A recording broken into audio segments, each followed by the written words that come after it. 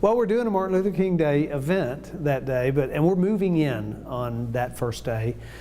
So we'll be assembling our team and talking about how we're going to work together as a team to take what we want to get done forward. We are a low tax state. We are a conservatively managed state. We have low debt. We have low taxes. We have had budget surpluses. We have built up a rainy day fund. I'm a conservative fiscal policy person, so I want to continue to look at how do we shrink government relative to the number of people in this state. I believe limited government is the best kind of government, so I'm going to continue down that path and strengthen even that. You know, we have, for far too long, I think we've not put enough emphasis and focus on vocational, technical, agricultural education. I've talked about that a lot. That's going to be something that I have a particular interest in and will work hard to strengthen in our public education system. Companies across this state are willing to provide equipment, they're willing to provide space, they're willing to provide teachers at different levels, different companies, different willingness. But I think that's a really important part of this plan that I have to change the way high school looks in Tennessee over the next several years. I certainly respect his decision, and I'm hopeful that that decision will actually really create some really good, meaningful conversation going forward. I wasn't privileged to have the information around that particular case. I don't know the particulars of that. Governor Haslam did, and that's part of what he used to make his decision. So I can't comment on that particular case, but there will be more down the road, and I'm hoping we can have even stronger conversations around it. Very, very difficult decision. He and I have talked about it. I've asked him just, you know, how did you approach that? And it's a very difficult thing, and you have to approach it case by case because every case is different. But it must be and will be one of the toughest things that a governor faces. Federal programs that will begin to impact the state. The state has already begun to step in and make plans to step in when there is a problem associated with a particular program that might suffer. And when Tennesseans suffer, then the state will engage and step in. We're watching that closely. There are projects that will be impacted if this goes on for long enough time.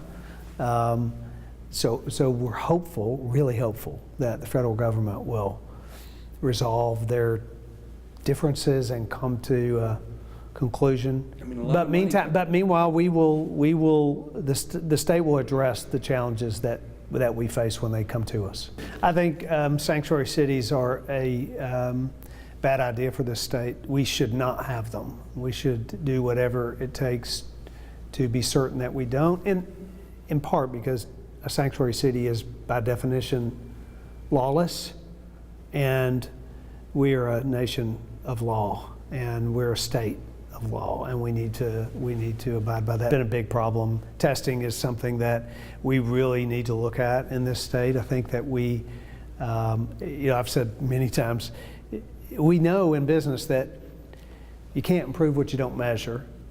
But sometimes but in fact, if you measure the wrong thing or you measure too much, it's going to have a negative impact. Same's true with education. I think we need to look hard at how much testing. Do we test too much? I think we probably do. We probably test for the wrong things. So we'll look comprehensively at the whole testing approach, and we're going to work really hard to see if in the short time frame we have between now and the next Tennessee Ready assessment that we can get it right. I don't know that yet. You know, broadly, I think that's a local issue that local cities and areas should address. I do think that it's really important that we try to find ways to have affordable housing for folks in every community, and I would encourage cities to look at those things, and to the degree that the state can encourage that, I would, but I think that's largely a local issue. I will refer to it in the inauguration speech. Like I said, those are going to be broad subjects in that speech, but we are working on improvements to what we're currently doing. I think one of the things that I want to look at right away is the penalties associated with trafficking in this state. The opioid epidemic is a prescription-based problem, but it has turned into an illicit drug problem, and people are dying on our streets every day from illegal drugs that are trafficked in here. So the law enforcement side of this problem, in my view, ought to include stiffer penalties for drug traffickers, and I'm going to look at that right away.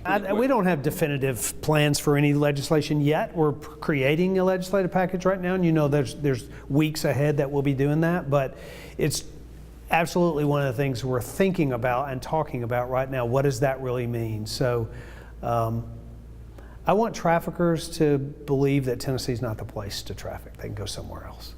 I do believe that we have yet to really understand this full subject. I think we've yet to fully explore the use of CBD oils and low THC level treatments that have shown to be really effective, and we are not fully utilizing those in this state yet. I think we ought to do that first before we look at something beyond that. So my view hasn't really changed about it. We'll wait to see what comes out. I like the idea of doing something definitively soon that's going to protect our children when they go off to school. And I have said that I will be willing to look at any alternative, and the cost of those will weigh into the alternatives, but I want to look at any alternative that'll keep our children safe. And school resource officers is a good alternative. It may, in fact, end up being the best alternative. But I think right away, I want to do something that provides safety for our kids.